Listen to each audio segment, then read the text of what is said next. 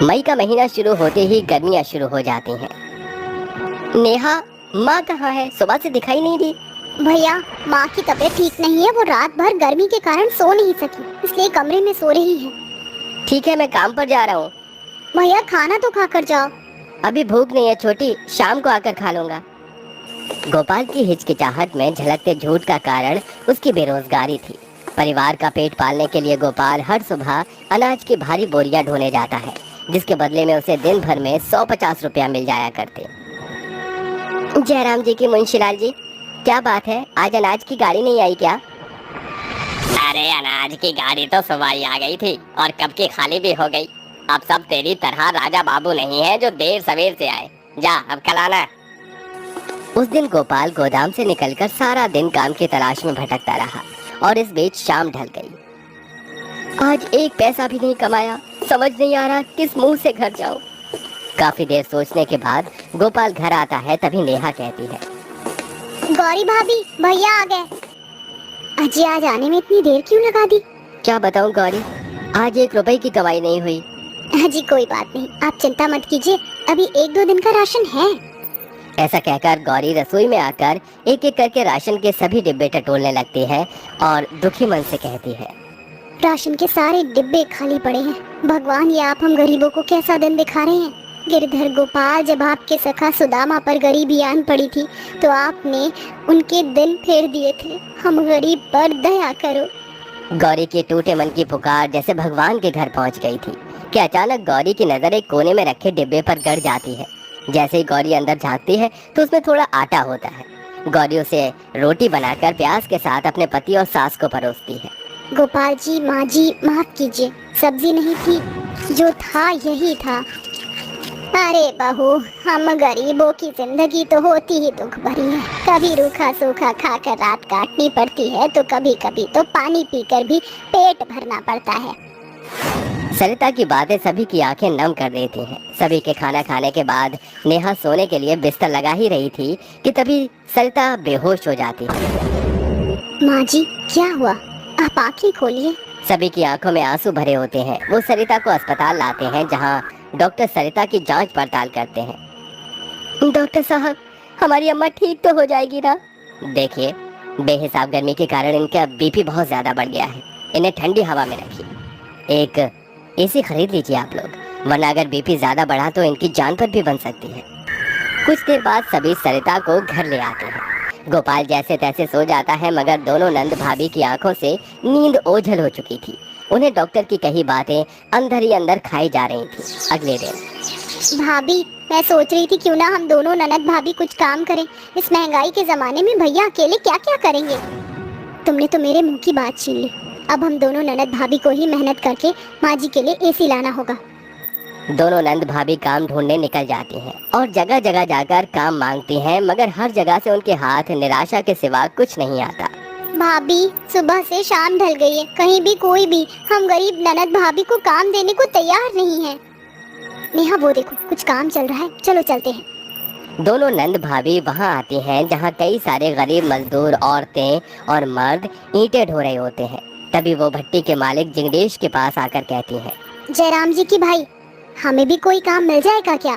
अरे भाई, जिग्नेश भाई की भट्टी पर काम ही काम है, तुम दोनों यहाँ काम कर सकती हो। शुक्रिया, मगर भाई जी, क्या हम आज से ही काम कर सकते हैं? हाँ हाँ, बिल्कुल।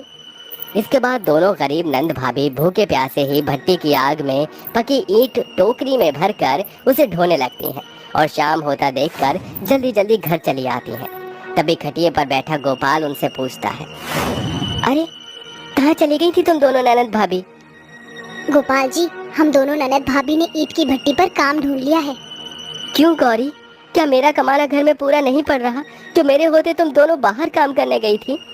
अजी, ऐसा नहीं है, मैं तो बस आपकी मदद करना चाहती हूँ। आपने सुना नहीं था डॉक्टर ने क्या कहा था माँ जी को एसी की ठंडी हवा में रखने को? देखिए, माँ जी के शरीर पर गर्मी के कारण कैसे धब्बे बन रहे हैं, उनकी तबीयत बिगड़ रही है। आप अकेले कितना कुछ करेंगे? गौरी भाभी बिल्कुल सही कह रही है भैया। हम दोनों ननद भाभी जो 2 पैसे कमाएंगे, उससे हम गरीबों के घर में एसी लग सकती है। और जब आपका काम नहीं चलेगा तो हमें भूख से दाने दाने के लिए ललकना भी नहीं पड़ेगा। नेहा और गौरी की बात सुनकर गोपाल उन्हें काम करने की मंजूरी दे देता है। ऐसे ही वक्त गुजरता है जिसके साथ जेठ की कड़ी धूप भरी गर्मी शुरू हो जाती है। ऐसे में तेज तपती धूप में दोनों गरीब नंद भाभी को ईंट की भट्टी पर काम करना भारी पड़ने लगता है। दोनों पसीने में तरबतर हो जाती हैं, मगर उनकी आंखों के आगे बीमार सरिता के बीमार चेहरे की झलक आ जाती है। भाभी आज बहुत ही ज्यादा गर्मी है, भट्टी के भपके से और भी ज्यादा गर्मी लग रही है। आज जल्दी घर चलते हैं। नहीं नेहा, अगर हम इस गर्मी से परेशान होकर घर चले जाएंगे तो हमारे आधे दिन की पगार कट जाएगी। भूलो मत, हमें ये मेहनत माँ जी के लिए करनी है।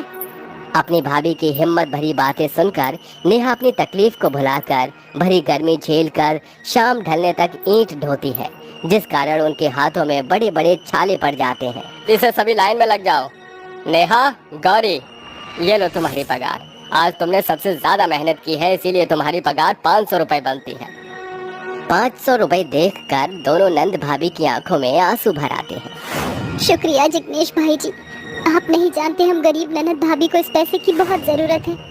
अरे वो तो ठीक है, मगर तुम दोनों नंद भाभी सारा दिन सुध बुध होकर भूखी प्यासी मेहनत करती हो, तुम थकती नहीं हो क्या? जिग्नेश भाई, जब सर पर जिम्मेदारी होती है तो अपनी थकान नहीं दिखती। मैं और मेरी ननद ये मेहनत सिर्फ माँ जी के लिए कर रहे हैं, ताकि इनके लिए एक एसी खरीद सके। उनकी तबीयत बहुत खराब रहती है।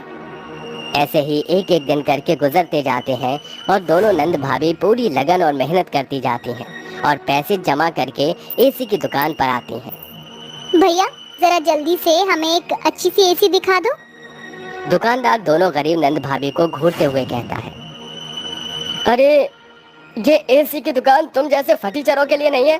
तुम जैसी कई गुजरी गरीब ननद भाभी के मतलब का एसी भंगार वाले के पास मिलेगा। हाँ चलो अब रात साल आपो, पता नहीं आ जाते हैं कहाँ से मुंह उठाकर। भाई साहब, भले हम दोनों ननद भाभी गरीब हैं, मगर एसी खरीदने की कीमत है हमारे पास, समझे? मगर आप जैसे अमीर घमंडी लोग ये बात क्या समझेंगे कि एक गरीब अपने घर के लिए एक जरूरत का सामान खरीदने के लिए दिन रात की मेहनत झोंक कर खून पसीना बहाकर कैसे कमाता है। अरे मुझे माफ कर दो, ठहरो ठहरो, मैं तुम्हें एसी दिखाता हूँ। इसके बाद दोनों गरीब नंद भाभी एसी खरीदकर घर आती हैं और गोपाल एसी को सेट कर देता है और एसी से ठंडी ठंडी हवा को महसूस करके सरिता कहती है, गौरी बहू नेहा, मैंने जरूर पिछले जन्म में कोई अच्छे कर्म किए होंगे जो मुझे लक्ष्मी जैसी बहू बिटिया मिली है। तुम दोनों ने एसी खरीदने के लिए अपनी भूख प्यास मुझ पर न्यौछावर कर दी। भगवान तुम जैसी ननद भाभी हर घर परिवार में दे। माँ जी, ये हम दोनों ननद भाभी का फर्ज था। आप इस घर की नींव हैं और नींव के बिना घर ढह जाता है। नेहा मेरी ननद नहीं, मेरी छोटी बहन है, और भाभी आप मेरी हिम्मत है। अगर आपका साथ ना होता तो शायद हम गरीबों के घर में जिंदगी में कभी एसी नहीं होती। अब तो भाभी बहुत दिन बीत गए, आज एसी आने की खुशी में आप हम सभी को खीर खिला दीजिए। जो हुक्म मेरी प्यारी ननद। इसके बाद गौरी सभी के लिए खीर बनाती है, जिसके बाद घर खुशियों से भर जाता है और एसी के आ जाने से उस रात एक गरीब का परिवार सुकून भरी नींद सोता है। कितना फर्क है, कहाँ तो एक अमीर इंसान एक खाने की थाली पर लाखों खर्च करने से भी नहीं चूकता।